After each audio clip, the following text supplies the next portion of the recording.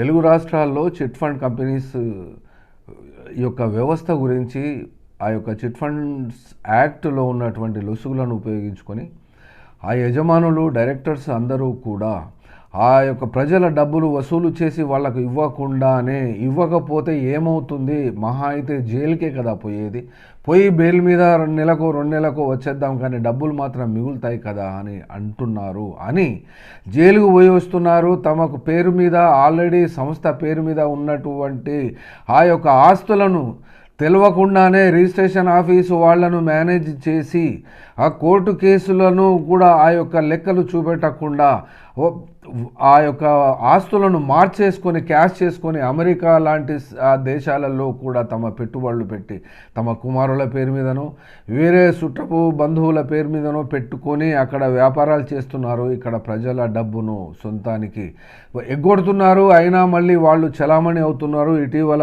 ఈ వారం రోజుల క్రితం గుండా ప్రకాశ్రావుకు చెందినటువంటి భవితాశ్రీ కంపెనీ గురించి కూడా ఒక కంప్లైంట్ ఫైల్ అయిన మీదట పోలీసులు అతన్ని అరెస్ట్ చేసి జైలుకు రిమాండ్కు పంపించినట్టు వార్తలు వచ్చినవి.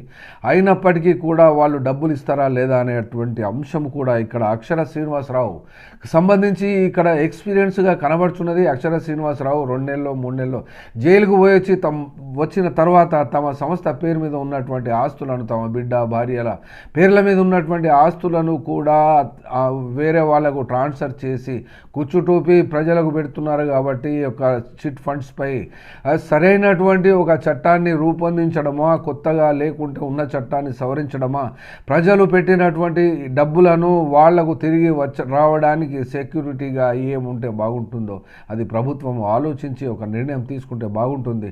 ఎందుకంటే ఈ భవితాశ్రీ చిట్ ఫండ్ కానీ, కనకదుర్గ చిట్ ఫండ్స్ మరియు అక్షర చిట్ ఫండ్స్ ఈ యొక్క 3 కంపెనీల పేర్ల మీదనే వేల కోట్ల రూపాయల ఆస్తులు ప్రజాధనాన్ని వాళ్ళు కొల్లగొట్టేసుకొని చట్టము తమకు రక్షణ కల్పిస్తుంది కదా, జైలుకు పోయేస్తే మమ్మల్ని ఏం చేయలేరు కదా అని పోలీస్ డిపార్ట్మెంట్ కానీ న్యాయ వ్యవస్థ కానీ వాళ్ళ పట్ల ఏమీ చర్యలు తీసుకోకుండా నిస్సహాయంగా ఉండిపోతున్నటువంటి యొక్క దుస్థితి నుండి ఎలా బయటపడాలి? ప్రజలు అమాయకంగా దాచిపెట్టుకున్నటువంటి డబ్బులను ఇల్లు కట్టుకోవడానికో పిల్లల పెళ్ళిళ్ళకో దేనికో దానికో ఉపయోగం వస్తుంది అని సేవ్ చేసుకుంటే వీళ్ళు డబ్బులు ఇవ్వకుండానే ఎగ్గొడుతున్నారు.